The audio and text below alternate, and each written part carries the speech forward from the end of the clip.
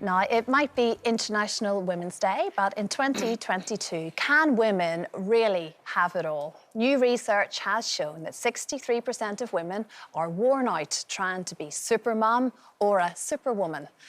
I guess we can all relate to this a little bit, can't we, Colleen? Yeah. Because I think the elements are there to allow us to have it all, but when it comes to the practicalities of having it all, it gets tough. Well, I think women over the ages have fought hard for us to have it all or have more than we ever had, which is only a good thing.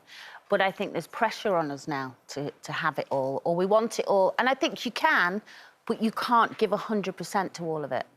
And then you live with the guilt of not giving 100% to all of it. So if you give 100% to your job one day, you feel guilty about you're not there for your kids. If you give things up for your kids, you feel guilty that you gave it up. And I think you make sacrifices all the way through, and I think that can put pressure on you. Or you get home and the house is a mess, or, you know, and you think, oh, I'm too tired, I don't really want to clean up, but then you do because you feel guilty about everyone else living there. So I do think we put pressure on ourselves, but at the same time, I don't want to knock it because there's women over time that have worked hard for us to be where we are today. And I think we've all had our own issues of getting where we are today. Yeah. So I do think it's difficult. I fought hard to get where I am today, and I fought hard to get, you know, a really demanding job, you know, to the top in all the various things that I've done. And I've also tried to accommodate, you know, as many women to rise up with me.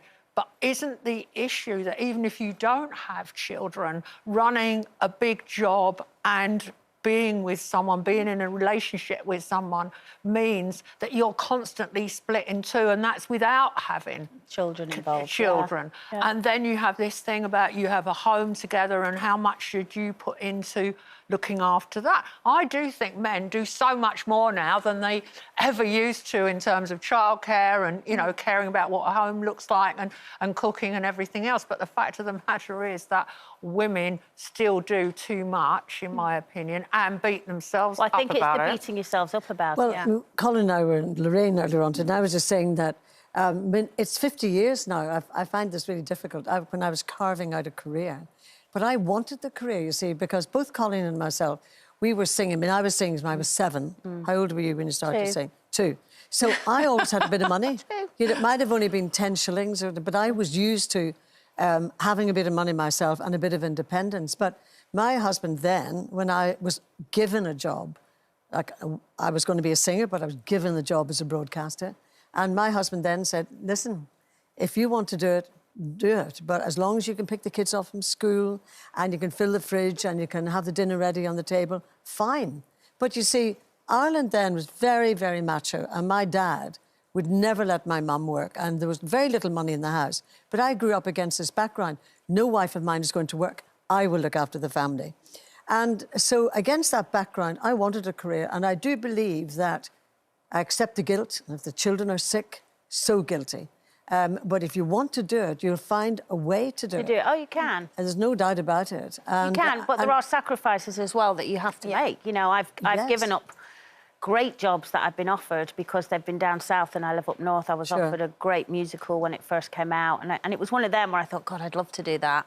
But Kira was like 7 at the time, and I thought, I'm not going to spend 6 days in London and only see my daughter at the weekend. And then people were like, well, take her out of school and bring her to London. And I didn't think that was fair on her. But equally, because I made that choice, it's nothing that I've ever regretted or held against her. You know, it was the right decision at the time. But then, Shirley, sorry, Jan, just going to say, and you will know this as well, Shirley Conran wrote this book when I was carving out a career. It was about you can have it all. And really, she got us into that framework. We can do it all, we can have it all. And then 20 years later, she wrote another book that said, no, you can't, because it's tough when you have to do it all. Oh, yeah, and I think Shirley herself, she gave me my first job in newspapers, and then when I arrived, she was no longer working there, and I was kind of stuck by myself trying to get my own, claw my own way up the ladder.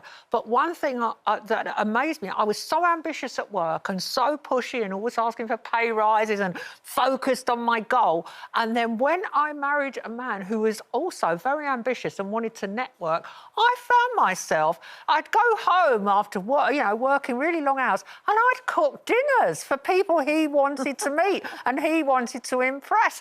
And I'd be serving up these posh dinners.